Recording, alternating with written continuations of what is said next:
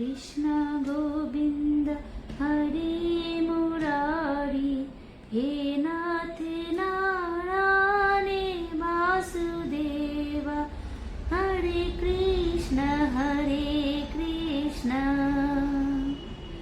Krishna Krishna Hare Hare. Hello everyone, welcome to my channel Shakuntala daily life. আমি শকুন্তলা আজকে চলে এসেছি তোমাদের মাঝে আবার একটা ডেইলি ব্লগ নিয়ে। মানে আমি এই ভিডিওটা আগের দিন রাতে করেছিলাম, পরের দিন ছিল সানডেতে আমি কি কি কাজ করি সবটাই তোমাদের দেখাবো। যেহেতু আমি কার্টেনগুলো ধোবো আগের দিন রাত্রে ভিজিয়ে রেখেছিলাম, তাই আমি সেটাও তোমাদের দেখালাম যে এটা আমার সানডের কাজ।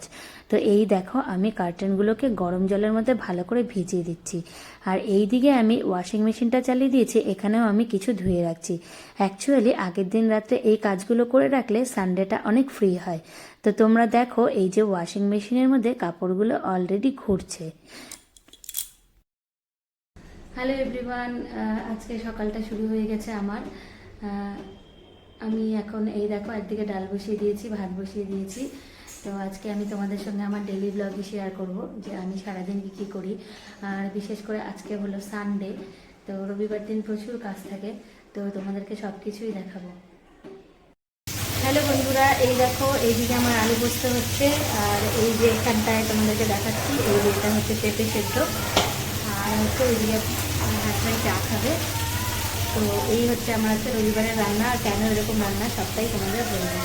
অ্যাকচুয়ালি বাড়িতে একটু পেটের সমস্যা হয়েছিল, তাই আজকে এরকম হালকা পাতলা রান্না হলো। নর্মালি এরকম রান্না রবিবার দিন হয় না, যেহেতু একটু প্রবলেম তাই।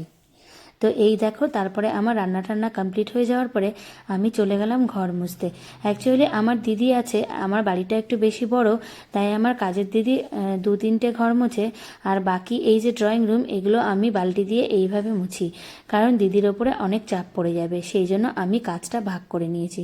তো আমি প্রতিদিন পারি না, তো আজকে সানডে ছিল, একদিন পর আমি ঘর মুছি।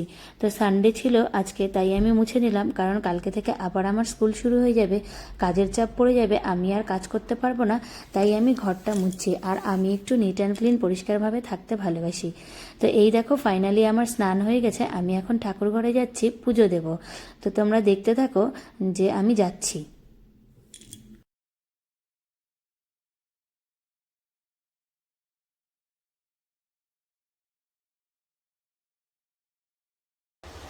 আমার স্নান টান সব কমপ্লিট হয়ে গেছে। এই দেখো বন্ধুরা আমি এখন পুজো দিতে চলে এসেছি।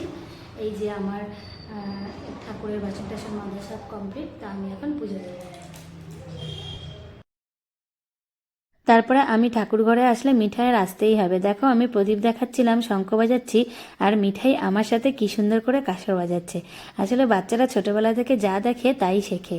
তো এই যে আমি পুজো দিচ্ছি, ও আমার পাশে বসে কাঁসর বাজাচ্ছে। তো মিঠাই নর্মালি এরকমই করে।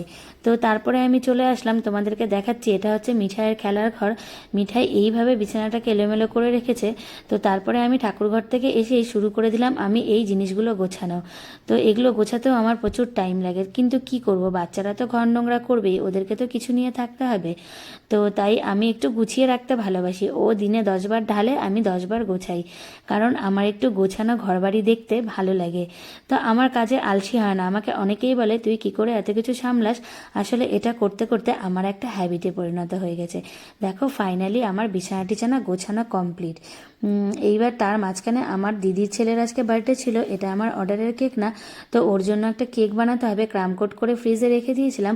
তো আমি এবার কেকের ফাইনাল ডিজাইন করতে চলেছি, তোমরা দেখতে থাকো। অনেক কাজ তোমাদেরকে দেখাতে পারলাম না বন্ধুরা, কারণ ব্লগটা অনেক বড় হয়ে যাবে। তো আমি পার্ট করে তোমাদেরকে সব কিছুই দেখাবো।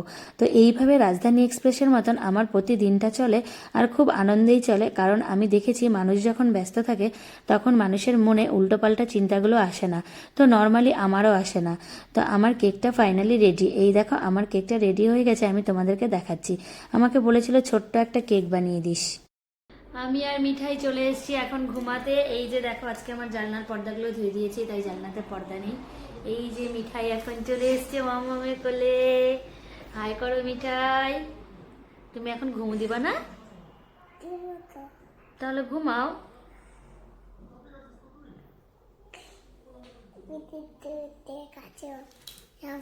হ্যাঁ বাসুদেবা হরে কৃষ্ণ হরে কৃষ্ণ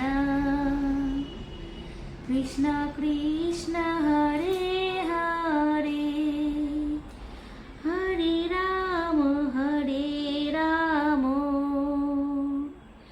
রাম রাম হরে হরে।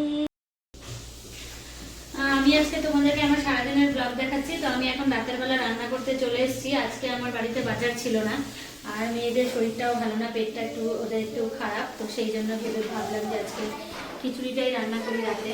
তো এই যে দেখো তোমরা যে আমি কি কি বানাচ্ছি, এই যে মুগ ডাল আর চাল ভিজিয়ে রেখেছি। সবার মনে প্রশ্ন জাগবে এতগুলো কেন, আমি ওটাও বলছি। আর এইদিকে পেঁয়াজ রসুন আদা এগুলো ফোড়ন দেবো, আর এই যে মিষ্টি আলু আর কোয়াশটা দেবো খিচুড়িটার মধ্যে।